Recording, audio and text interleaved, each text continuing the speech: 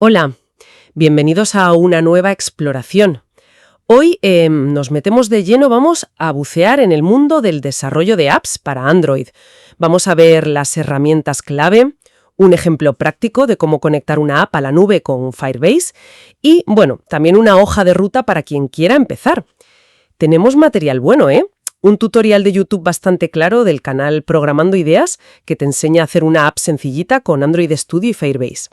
Y nos apoyamos también en la documentación oficial de Android Studio y en un roadmap muy conocido, el de Mouredef en GitHub, que, bueno, bebe de fuentes como la de Programando Ideas. Exacto. La idea hoy es desgranar un poco los componentes esenciales, ¿no? Para entender cómo se montan las apps de Android hoy en día. Vamos a intentar conectar la teoría, digamos, con la práctica del tutorial y usar ese roadmap para dar un poco de estructura, porque la verdad es un mundo que al principio puede parecer abrumador.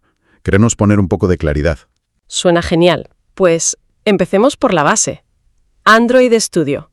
La documentación dice que es el IDE oficial, el entorno de desarrollo integrado. A mí me suena como, no sé, el taller súper equipado del desarrollador. Sí, es una buena analogía. Es el centro de operaciones, vamos. Está basado en IntelliJ IDEA, que ya de por sí es una pasada, y te da, pues, un editor de código súper inteligente, herramientas visuales para el diseño y algo que es crucial, el emulador. El emulador, sí. Para probar la app sin móvil físico, ¿no? Tuviera que destacar algo que a veces al principio se pasa un poco por alto, es el sistema de compilación, Gradle. Gradle. Suena mucho. ¿Qué tiene de especial?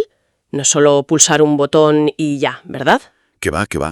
Piensa en Gradle como el jefe de obra de tu proyecto, pero uno muy listo. La documentación lo llama flexible, pero yo creo que se queda corto. Te da un control brutal sobre cómo se construye tu app. No es solo que compile, es cómo. Por ejemplo, las variantes de compilación. Variantes, ¿cómo qué? Pues imagínate, puedes definir una versión gratis y una de pago, o una para hacer pruebas internas, con más logs, y otra súper optimizada para lanzar al público, y todo desde el mismo código. ¡Ostras! Eso es potente. Muchísimo. Y luego está la gestión de dependencias, que no es más que el código de otros que usas en tu app, las librerías. Gradle las baja, las integra, normalmente de sitios como Maven Central. Todo esto se controla desde unos archivos, los build.gradle o los build.gradle.qts, si prefieres Kotlin. Pillar el truco a esto marca la diferencia, de verdad. Entiendo, vale. Es como tener el control de la fábrica, pero de software. Y dentro de este taller, ¿cómo se organiza todo? Abres un proyecto y ves un montón de carpetas. Sí, Android Studio te da una estructura bastante estándar. Las claves son manifests, con el Android manifest.xml, que es como el DNI de la app, donde dices qué permisos necesita, qué componentes tiene.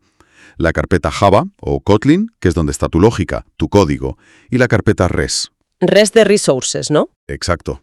Ahí va todo lo demás. Los diseños de pantalla en XML, los textos, las imágenes, los colores, un poco de todo.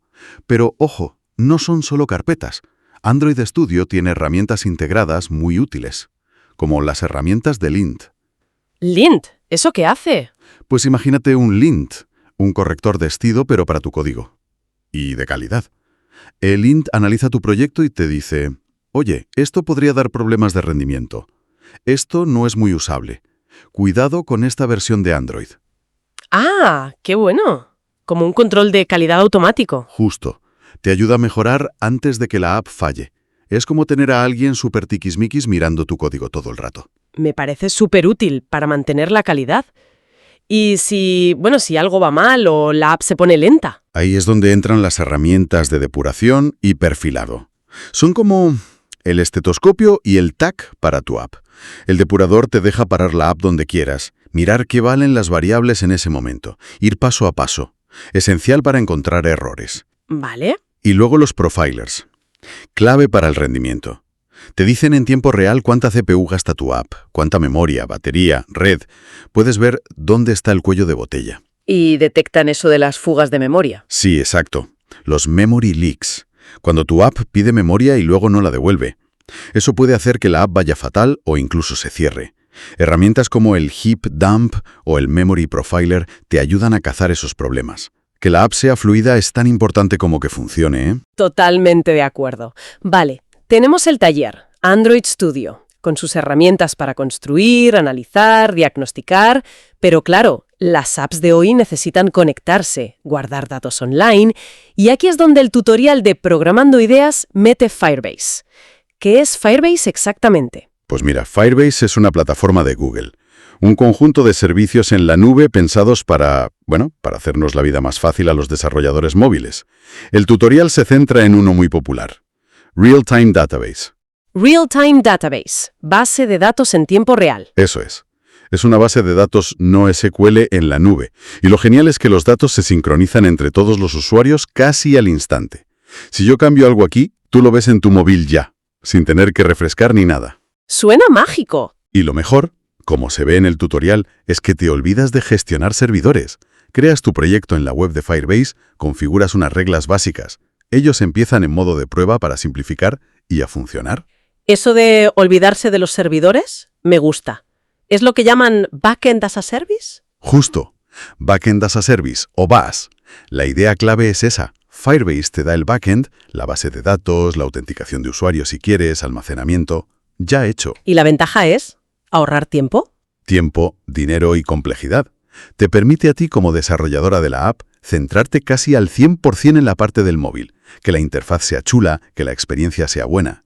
Toda la parte de atrás, la infraestructura, la escalabilidad, lo lleva Firebase. Esto, baja muchísimo la barrera para crear apps conectadas potentes, sobre todo si trabajas sola o en un equipo pequeño. Tiene todo el sentido. Pero, ¿hay alguna pega? ¿Alguna contrapartida a tanta facilidad? ¿A largo plazo? No sé. Buena pregunta. Siempre hay peros, claro.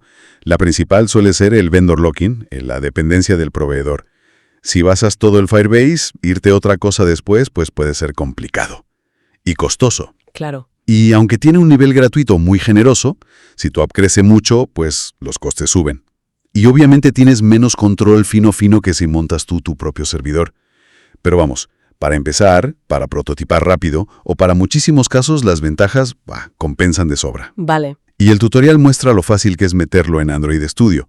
Añades un archivo de configuración, el Google Services.json, declaras las dependencias en Gradle y ya está. Tu taller conectado a la nube. Ok. Concepto BaaS y la integración, claros. Ahora vamos al ejemplo práctico del tutorial, la app CRUD. Primero, ¿qué narices significa CRUD? CRUD es un acrónimo súper básico en datos. Significa Create, crear, Read, leer, Update, actualizar y Delete, borrar. Las 4 cosas que puedes hacer con información guardada. Vale. El tutorial de Programando Ideas lo aplica a una lista de personas, guardando nombre, apellidos, correo y contraseña de cada una. Perfecto. Entonces, el tutorial te guía para hacer una app que haga esas 4 cosas con datos de personas usando Android Studio y Firebase Real-Time Database. ¿Cómo lo organiza? De forma muy lógica, la verdad. Primero, el diseño. Montan la interfaz en Android Studio con XML. Ponen los campos de texto, Edit Text para meter los datos, una lista, List View para ver las personas que ya has guardado, y un menú con iconitos para añadir, guardar, borrar. Como Material Design, ¿no? Que queda moderno. Sí. Usan componentes de Material Design, con sus animaciones y tal. Segundo, el modelo de datos. Crean una clase en Kotlin, la llaman persona, que es como la plantilla. ¿Qué datos tiene cada persona? Su ID, nombre, etc. Tercero, la conexión. Lo que hablamos, enlazar Android con Firebase. Y luego ya implementan cada letra de CRUD. A ver si lo pillo. Para crear, Create, recoges los datos de los campos, compruebas que no estén vacíos, importante, creas un objeto persona y lo mandas a Firebase. Y Firebase lo guarda con un ID único. Exacto. Para leer, read, la app se queda como escuchando a Firebase y cuando hay datos o cambios, Firebase se los manda a la app y ésta los pinta en la lista. Mencionan algo de OnDataChange. Justo, OnDataChange. Ese es el truco. Es el método que te avisa automáticamente. Oye, que han cambiado los datos. Tu app reacciona y actualiza la list view usando un arregeri. El adaptador sabe cómo mostrar cada persona en la lista. Eso da la sensación de tiempo real. Vale. Luego, actualizar, update. Seleccionas a alguien de la lista, sus datos se cargan en los campos, los cambias, guardas y la app le dice a Firebase, actualiza este registro concreto, usando su ID. Correcto. Y borrar, delete. Seleccionas icono de papelera y la app le pide a Firebase que elimine ese registro. ¿Ya está? Correcto. Cubre todo el ciclo básico. Y el tutorial añade un detalle súper interesante, la persistencia de datos. Explican cómo hacer que la app siga funcionando incluso sin Internet. ¿Cómo? Pero si los datos están en la nube. Ah, amigo, Firebase tiene una caché local muy lista. Si activas la persistencia, la app guarda una copia de los datos en el móvil. Si te quedas sin conexión, puedes seguir viendo lo que tenías y, lo más fuerte, puedes añadir o cambiar datos. ¿En serio? Sí. Esos cambios se quedan guardados localmente y cuando vuelves a tener conexión, la librería de Firebase solita se encarga de sincronizar todo con la nube. Magia. ¡Ostras, qué bueno! El tutorial enseña dos formas de activarlo.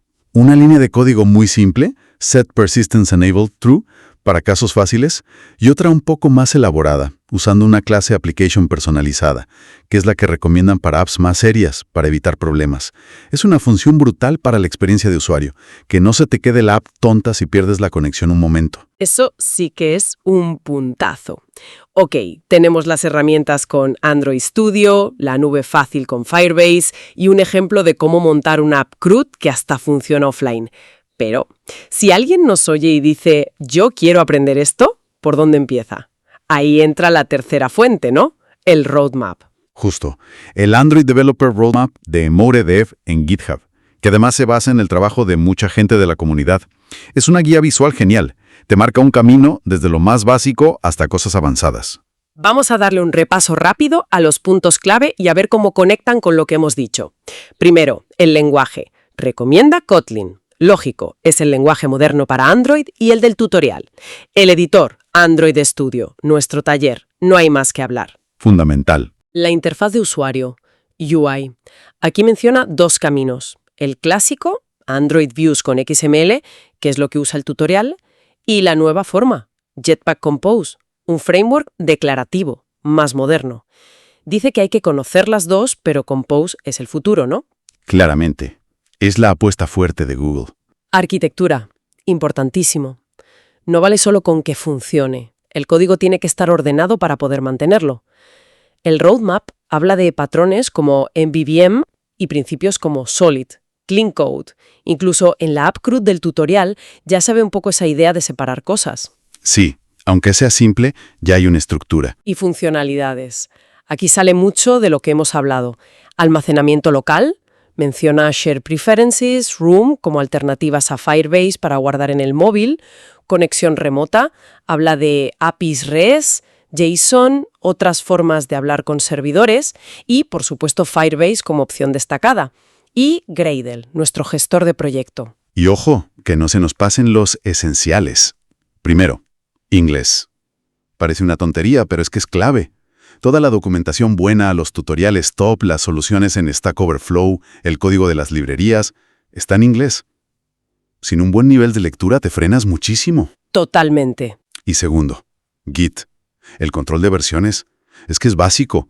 Para guardar tu historial, para colaborar o simplemente para probar cosas sin miedo a romperlo todo. Vamos, sin Git no se puede trabajar hoy en día. ¿Cierto? Luego ya el roadmap sigue con testing, probar que tu código va bien, y publicación. Subir la app a Google Play. Cierra el círculo. Viéndolo así, como que todas las piezas encajan, ¿no? Android Studio es el centro que lo une todo. Gradle lo construye. Firebase nos quita el marrón del backend. El ejemplo CRUD nos enseña cómo usarlo en la práctica. Y el roadmap nos da el mapa del tesoro para aprender. Exactamente. La conclusión es esa. El desarrollo Android tiene sus capas. Pero el ecosistema ha madurado un montón. Las herramientas son mejores, servicios como Firebase lo hacen más accesible, y guías como el roadmap te dan una estructura. Ver en ese tutorial cómo, siguiendo unos pasos lógicos, montas una app conectada, que funciona offline, es la prueba de que, aunque requiere su curro, es un campo muy gratificante y bastante más accesible de lo que parece. Sin duda. Ha sido una inmersión muy completa. Hemos visto el potencial de Android Studio, hemos desgranado cómo hacer una app CRUD con Firebase gracias al tutorial, entendiendo lo de BAS y la persistencia, y lo hemos puesto todo en perspectiva con la hoja de ruta de aprendizaje. Yo creo que da una visión bastante clara, sí. Y bueno, como reflexión final, Ya que hablamos de esa hoja de ruta y la evolución constante, como el paso de Views a Compose.